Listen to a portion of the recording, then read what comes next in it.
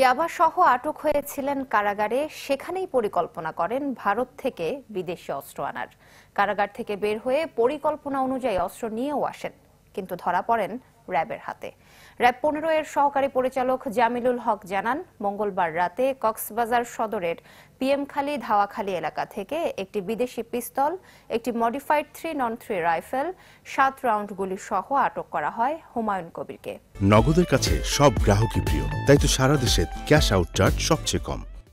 পরে তার স্বীকারোক্তি মতে রাতে শহরের কলাতলী মেরিনিকো রিসোর্ট থেকে কাজী জাফর সাদেক ওরফে রাজুকে আটক করা হয়।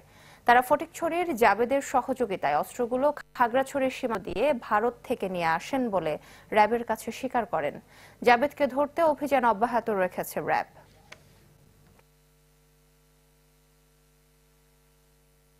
ওরা মূলত চট্টগ্রামের যে সিন্ডিকেট যারা রয়েছে তারা খাগড়াছড়ি ওই যে সীমান্তবর্তী অঞ্চল দিয়ে মূলত এই অস্ত্রগুলো বাংলাদেশে অনুপ্রবেশ করে, এবং এই অস্ত্র ব্যবসায়ী যারা রয়েছে খাগড়াছড়ির বিভিন্ন এজেন্ট রয়েছে। তো চট্টগ্রামের এজেন্ট যিনি, তার নাম হচ্ছে জাবেদ, বাড়ি হচ্ছে ফটিকছড়ি।